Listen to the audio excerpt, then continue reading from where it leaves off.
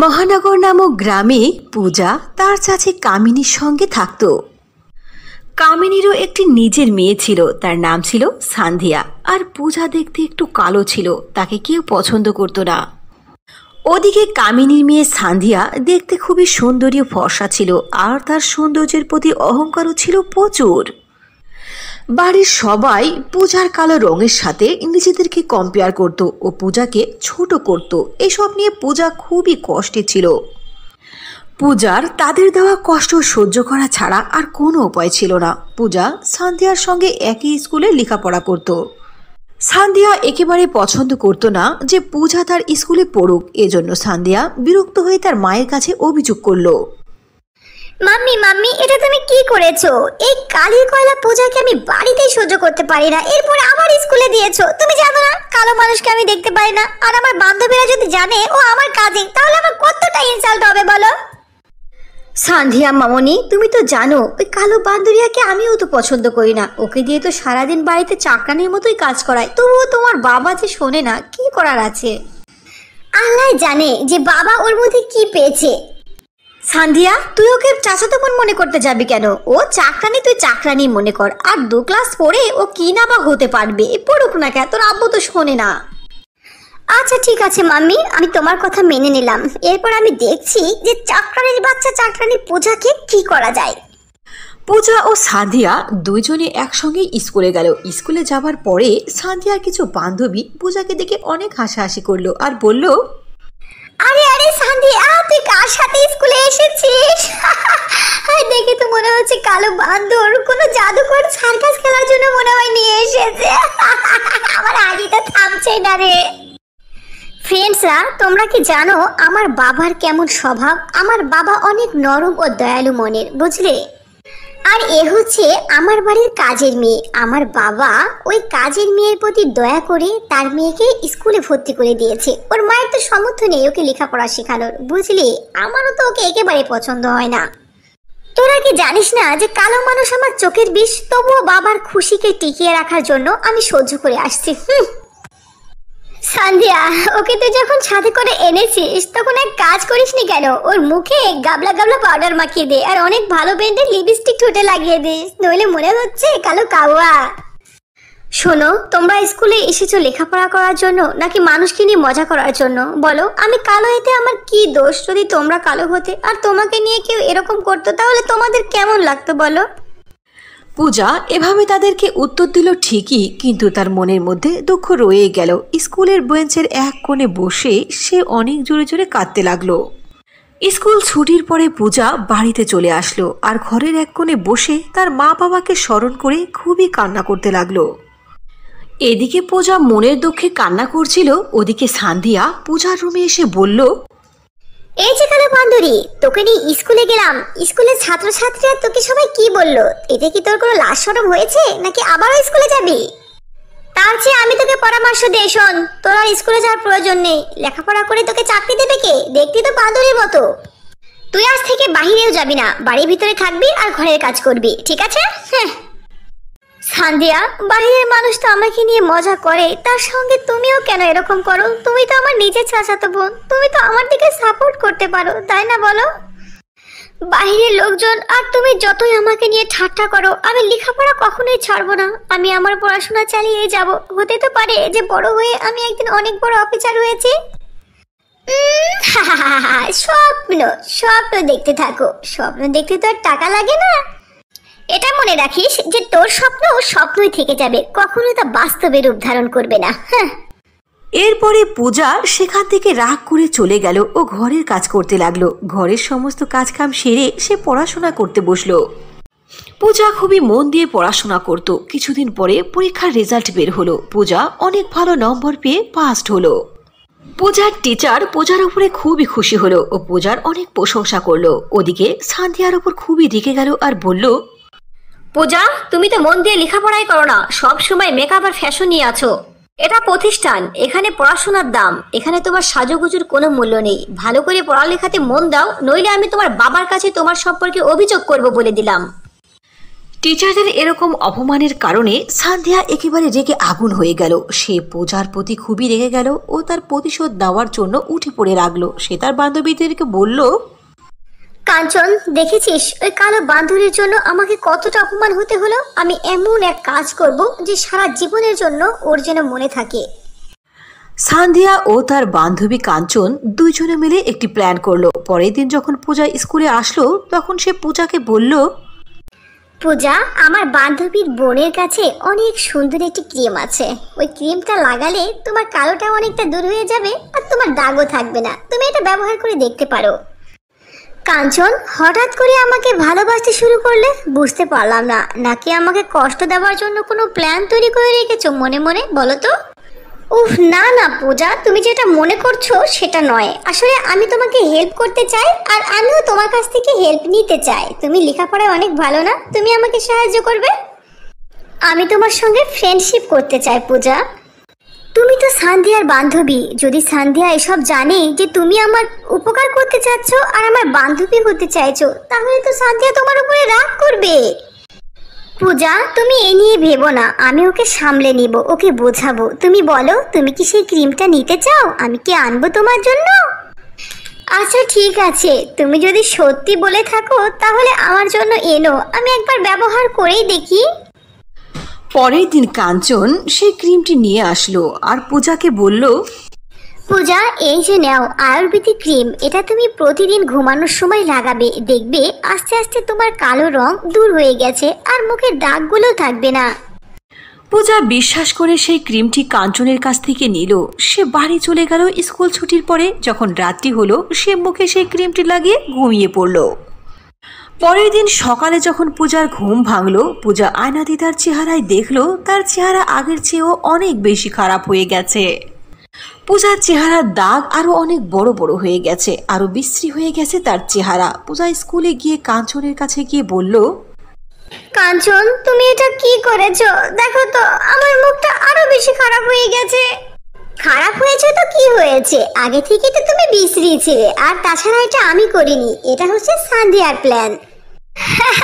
পূজার বাচ্চা, কালো বান্ধরিয়া, তোকে আমি প্রতিশোধ দিয়ে ছাড়বো মনে মনে ফোন করেছিলাম, আমি সেটাই করেছি। তুই আর কখনো আমার স্কুলে যাবি না।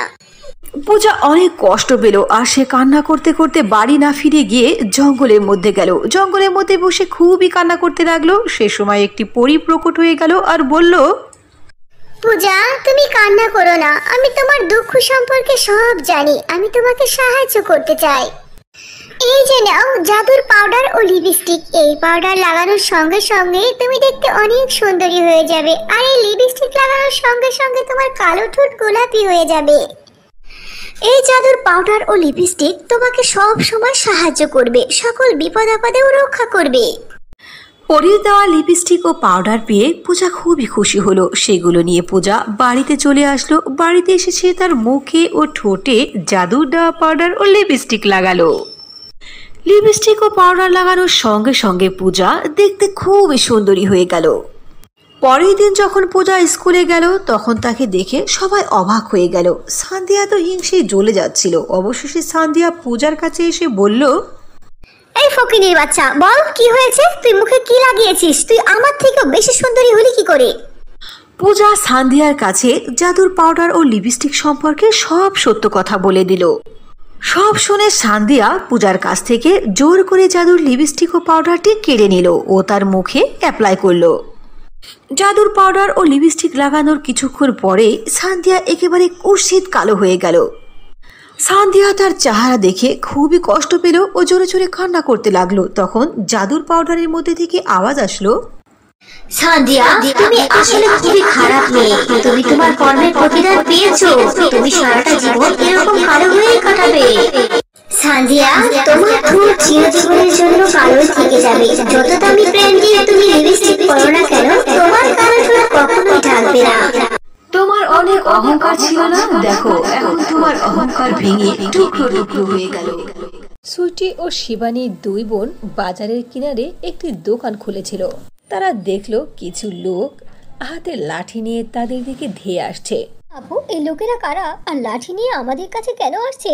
দুই বোনের মধ্যে বড় ছিল শিবানী। শিবানী বলল, সুচি তুই ঠিকই বলেছিস, লোকেরা আমাদের দিকে আসছে, লাঠি নিয়ে কেন আসছে কিছুই বুঝতে পারছি না। নাকি এটা পাঠক চাচার কোনো আদেশ, এই জন্য তারা আমাদের দিকে এভাবে আসছে। তারা দুইজন এসব বলতে না বলতেই ওই সব লোকেরা ডান্ডা নিয়ে তাদের দোকানের কাছে চলে আসলো আর শিবানীর মাথার উপরে ডান্ডা দিয়ে অনেক জোরে মারলো, যার দ্বারা শিবানীর মাথা থেকে রক্তের নহর বইতে লাগলো। এখন পাঠক চাচাকে আর ওই সব লোকজন কেন তার দিকে ডান্ডা হাতে আসছে এসব জানার জন্য 1 বছর আগের ঘটনাতে চোখ রাখতে হবে। শিবানী ও ছুইটির মা জানদেবী তার দেবরের একটি রেস্টুরেন্টে কাজ করত। ছুইটি ও শিবানীর চাচা ছিল অনেক ধনী। স্বামীর মৃত্যুর পরে জানদেবী কি করবে দিশেহারা হয়ে গিয়েছিল, এজন্য তার দেবরকে বলে তার রেস্টুরেন্টে কাজ নিয়েছিল। পাঠক জানদেবীকে কাজ তো দিয়ে দিল, কিন্তু সে বলতে লাগলো, ভাবি আমি আপনাকে কাজ দিতে পারি, কিন্তু একটানা 12 ঘন্টা কাজ করতে হবে, সাথে সাথে আমার বাড়ির কাজও করে দিতে হবে। জানদেবী ছিল নিরুপায়। সে নিরুপায় হয়ে পাঠকের সব কথা মেনে নিল, কারণ তার একটাই উদ্দেশ্য ছিল, তা ছিল তার 2 মেয়েকে লালন পালন করে বড় করে তুলতে হবে, তাদের সুন্দর ভবিষ্যৎ দিতে হবে। একদিন শিবানী ও সুইটি তাদের মাকে বলল, মা, তুমি রেস্টুরেন্টে কি কাজ করো? বেটা, আমি ওখানে খাবার তৈরি করি। শুনেছি রেস্টুরেন্টের খাবার নাকি অনেক সুস্বাদু হয়, ওখান থেকে আমার জন্য খাবার এনো না মা প্লিজ। আমি চেষ্টা করব বেটা, কিন্তু তোমাদের পাঠক চাচা খাবার আনতে দিবে কিনা তা তো আমার জানা নেই। পরের দিন জানদেবী যখন রেস্টুরেন্টে কাজে গেল, তখন পাঠকের কাছ থেকে খাবার নেওয়ার অনুমতি চাইল। আমি এখানে ফ্রিতে খাবার বিলীন করছি না, যখন ইচ্ছা তখন নিয়ে যাবে, জায়গা থেকে ফ্রিতে খাবার নিতে এসেছে। পাঠকের অপমান শুনে জানদেবী বাসায় এসে কান্না করতে লাগলো। কান্না করো না, রেস্টুরেন্টের খাবার আমাদের লাগবে না, তুমি কান্না করো না মা। বেটা, এবার বেতন পেলে আমি রেস্টুরেন্টের মতো খাবার তৈরি করে তোমাদের খাবো, ঠিক আছে? দেবীকে পাঠক গাধার মতো কাজ করিয়ে নিত আর মাসের শেষে খুবই অল্প টাকায় বেতন দিত। সেই বেতন পেয়ে জানদেবী রেস্টুরেন্টের মতো খাবার তৈরি করার জন্য দোকান থেকে কিছু জিনিসপত্র কিনলো। এরপর বাসায় গিয়ে জানদেবী রেস্টুরেন্টের মতো খাবার তৈরি করলো। শিবানী ছিল অনেক বুদ্ধিমতী, সে তার মাকে দেখে রেস্টুরেন্টের মতো খাবার তৈরি করা শিখে গেল। মা, এই সুস্বাদু খাবার না আমিও তৈরি করা শিখে গেছি, আমরাও একটা রেস্টুরেন্ট খুলবো। ওর 3 মামি মিলে খুব আনন্দ করে খাবার খেলো। জানদেবীর রেস্টুরেন্টে গিয়ে মনোযোগ দিয়ে কাজ করত। যতই দিন যেত, পাঠক জানদেবীর উপরে কাজের বোঝা আরো বেশি চাপিয়ে দিত। পাঠকের রেস্টুরেন্টের পাশে ছিল একটি অনেক বড় মাজার, সেখানে সবসময় মানুষের ভিড় লেগেই থাকতো। প্রতিদিন অনেক মানুষই সে মাজারে আসতো, ক্ষুধার্ত পেটে আসতো আর পাঠকের দোকান থেকে খাবার খেয়ে যেত। পাঠক মানুষদেরকে অর্গানিক খাবার বলে অনেক ভেজাল খাবার খাওয়াতো। এসব জানার পর জানদেবী প্রতিবাদ করে বসলো আর পাঠককে গিয়ে বলল, দেবরজি, এসব তুমি কি করছো? মানুষের সঙ্গে এরকম বেইমানি করা ঠিক নয়। ভাবি তুমি চুপ করো, খবরদার আমার বিষয়ে তুমি নাক গলাতে আসবে না। না পাঠক, এটা কি করে সম্ভব? আমি কালকে সব সত্য কথা বলে দেব। একথা শুনে পাঠক অনেক রেগে গেল আর সে প্ল্যান করে জানদেবীর খাবারের মধ্যে বিষ মিশিয়ে দিল। জানদেবী খাবার খেয়ে বাসায় ফিরল। বাসায় ফিরতে না ফিরতে জানদেবীর বুকের মধ্যে খুবই যন্ত্রণা করতে আরম্ভ করলো। বুকের মধ্যে অনেক ব্যথা করছে। মনে হয় তুমি অনেক ক্লান্ত, অনেক কাজ করেছো, এই জন্য এমনটা হচ্ছে। তুমি বিশ্রাম করো মা। এরপর জানদেবী বিছানায় শুয়ে পড়লো। সে যে ঘুমিয়ে গেল আর জীবনে কখনো তার ঘুম ভাঙেনি। সকালবেলা শিবানী তার মাকে ডাকতে গেল। মা, মা ওঠো, ওঠো না, সকাল হয়ে গেছে, দেখো আজ কাজে যাবে না তুমি, ওঠো। জানদেবী কোনো উত্তর দিল না। মা কথা বলছে না কেন? নড়াচড়া তো করছে না, মায়ের কিছু হয়ে গেল নাকি? এরপর তারা জানতে পারলো তাদের মা মৃত্যুবরণ করেছে। এরপর গ্রামের লোকজন মিলে জানদেবীকে কবরস্থ করলো। সেখানে পাঠকও এসেছিল। পাঠককে দেখে শিবানী প্রচন্ড রেগে গেল ও বলল, চাচা, আপনার কারণে, শুধু আপনার কারণে আমার মা মারা গেছে, আমি আপনাকে ছাড়বো না। শিবানীর এই কথাকে পাঠক হাসির ছলে উড়িয়ে দিল। জানদেবীর মৃত্যুর পরে সুইটি ও শিবানী একেবারে এতিম হয়ে যায়। শিবানী সুইটিকে বলল, সুইটি, মা তো মারা গেছে, এখন তো আমাদের টাকা ইনকাম করতে হবে। আমি তো রেস্টুরেন্টের মতো খাবার তৈরি করতে পারি, বাজারের এক কিনারে আমি খাবার তৈরি করার কাজ করব। জানদেবী মৃত্যুর আগে ঘরে কিছু টাকা জমিয়ে রেখেছিল। শিবানী ও সুইটি সে টাকা দিয়ে পাঠকের দোকানের সামনে ছোট্ট একটি খাবার বিক্রির হোটেল খুলল। যেহেতু সুইটি ও শিবানীর দোকানটা ছিল একেবারেই ফুটপাতে, যার কারণে খুবই সস্তায় তারা প্রথম প্রথম খাবার বিক্রি করতে লাগলো। এই জন্য যারা মাজারে আসতো সেসব লোকজন রেস্টুরেন্টে গিয়ে অনেক টাকা দিয়ে খাবার না খেয়ে সুইটি ও শিবানীর কাছে গিয়েই খাবার কিনে খেতে লাগলো। শিবানীর হাতের খাবার খেয়ে মানুষ অনেক খুশি হতো। আরে তোমরা দুই বোন তো অনেক টেস্টি খাবার তৈরি করেছো। আরে গাজর আর মূলার যে সালাদটা না, এটাও অনেক স্বাদ। এতে সুইটি ও শিবানী বেশ টাকা ইনকাম করতে লাগলো। এই সংবাদ যখন পাঠক জানতে পারলো তখন তার মোটেও ভালো লাগলো না। আরে এই দুইজন মিলে তো আমার ব্যবসা ধ্বংস করে ফেলছে, ওদের একটা ব্যবস্থা করা দরকার। এরপর পাঠক সুইটি ও শিবানীর কাছে গিয়ে বলল, শোন, এখানে তোদের এই দোকান আমি চালাতে দেবো না, যা এখান থেকে অন্য কোনো ফুটপাতে গিয়ে চালা। চাচা, আমাদের এই ব্যবসাটা ভালো চলছে দেখে আপনার হিংসে হচ্ছে? এটা তো আপনার জায়গা নয়, এটা সরকারি জায়গা। আমি এখান থেকে কেন যাব? অনেক বেশি বড় হয়ে গেছিস না, ফটর ফটর করে মুখের উপরে কথা বলছিস। তোর মায়ের মতো তোকে আমি উচিত শিক্ষা দেবো। মায়ের মৃত্যুর পেছনে আপনারই হাত ছিল, এটা আমি আগে থেকেই ভালো করে জানি। আপনিও শুনে রাখুন, এর প্রতিশোধ আমি ভবিষ্যতে অবশ্যই নেব। এই মেয়ে, তোর মতো মেয়েকে আসল ঠিকানা লাগাতে আমার কিচ্ছু যায় আসবে না। তোর মতো কত মেয়েকে আমি প্রতিদিন খুন করি। এ কথা বলে তাদের চাচা পাঠক সেখান থেকে চলে গেল। বাসায় গিয়ে সে মনে মনে ভাবতে লাগলো শুধু ধমক দিলে কাজ হবে না, জন্য পাঠক অন্য একটি প্ল্যান করলো।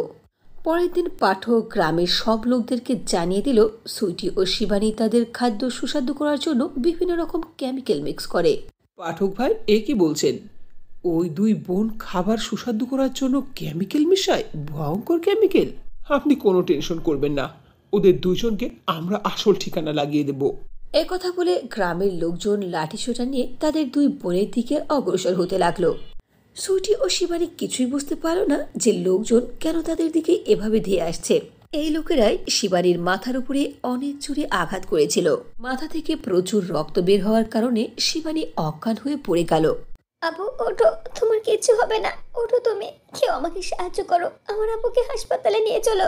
তো কেউ সুইটিকে হেল্প করলো না, বরং সেখানে থাকা লোকজন তাদের দোকানের সব কিছুকে ভেঙে চুরমার করে দিল। পেছনে দাঁড়িয়ে তাদের চাচা পাঠক মুচকি হাসছিল, কারণ তার প্ল্যান একদম সাকসেস হয়েছে। আমার রাস্তার কাটা গ্রামের লোকজনই উপড়ে ফেললো। সুইটি অনেক কষ্টে কোনো মতে শিবানীকে নিয়ে হাসপাতালে পৌঁছলো। হাসপাতালের ডক্টর শিবানীর চিকিৎসা করতে শুরু করলো। কিছুদিনের মধ্যে শিবানী সুস্থ হয়ে গেল। বাসায় ফিরে দুই বোনই অনেক দুঃখ করলো। ঘরের যা কিছু টাকা ছিল সবই তোমার চিকিৎসায় শেষ হয়ে গেছে। এখন তার হোটেল দোকান কোনো কিছুই চলছে না, সবই বন্ধ। এখন আমরা চলবো কি করে? সুইটি বোন আমার, আমিও কিছুই ভাবতে পারছি না কি করব। কেন যে পাঠক চাচা আমাদের পিছনে আঠার মতো লেগে রয়েছে, কেন যে আমাদের ক্ষতি করতে চাইছে, কিছুই বুঝতে পারছি না। প্রথমে তো মাকে মেরে ফেললো, এরপর আমাদের পেছনে লেগে আছে। ঠিক তখনই তাদের সামনে সুইটি ও শিবানীর মায়ের আত্মা প্রকট হলো ও বলল, সুইটি, শিবানী, মামনিরা, তোমরা চিন্তা করো না, আমি তোমাদের সমস্যার সমাধান নিয়ে এসেছি।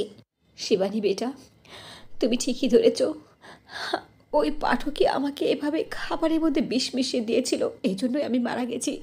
মা, চাচা তোমাকে খাবারের মধ্যে বিষ মিশিয়ে দিয়েছিল? তোমার খনি এখনো খোলা আকাশের নিচে মুক্ত হয়ে ঘুরে বেড়াচ্ছে, আমরা ওর কিছুই করতে পারছি না। বেটা, কোনো চিন্তা করো না, অবশ্যই ও শাস্তি পাবে। এই কথা বলে তাদের মায়ের মৃত আত্মা সেখানে একটি জাদুর মূল আর লেহেঙ্গা প্রকট করলো ও বলল, মামনি, মৃত্যুর পরে আমার আত্মা তোমাদের সেই খোলা ফুটপাতের দোকানেই আটকে রয়েছে, কারণ একমাত্র তোমাদের চলার উপায় ছিল ওই দোকানটা। কিন্তু পাঠক সেটা ভেঙে চুরমার করে দিয়েছে। ওখানে আর কোনো কিছুই অবশিষ্ট নেই, শুধু এই মোলা ছাড়া। আমি ওই মোলা দিয়েই এই লেহেঙ্গা তৈরি করেছি। এটা কোনো সাধারণ লেহেঙ্গা নয়, এটা হলো জাদুর লেহেঙ্গা। তোমাদের যা কিছু প্রয়োজন হবে এই লেহেঙ্গার কাছে চাইবে, এই লেহেঙ্গা তোমাদের সকল প্রয়োজন পূর্ণ করবে।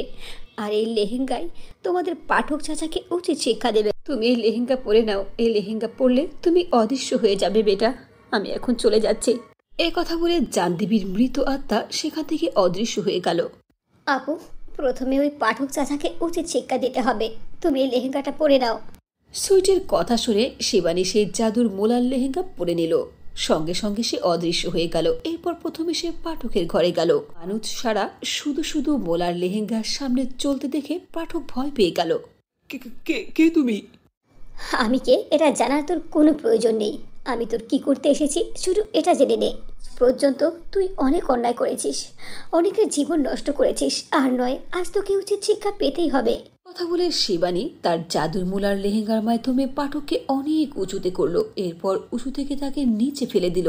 এভাবে শিবানী পাঠকের জীবন কেড়ে নিল। এভাবে শিবানী তার মায়ের খুনের প্রতিশোধ নিল। এরপর জাদুর মুলার লেহেঙ্গার মাধ্যমে গ্রামবাসীদের সামনে পাঠকের সত্যতা তুলে ধরলো, আর সে যে নির্দোষ সেটাও মানুষের চোখে দেখিয়ে দিল।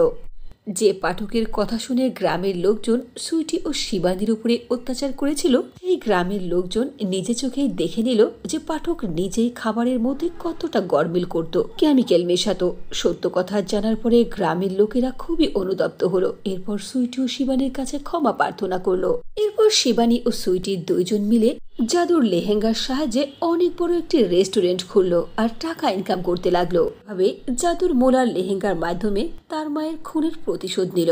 তারপরে জাদুর মোলার লেহেঙ্গার মাধ্যমে তারা সুখে শান্তিতে বাকিটা জীবন কাটাতে লাগলো আর গ্রামের অসহায় মানুষদেরকে সাহায্য করতে লাগলো।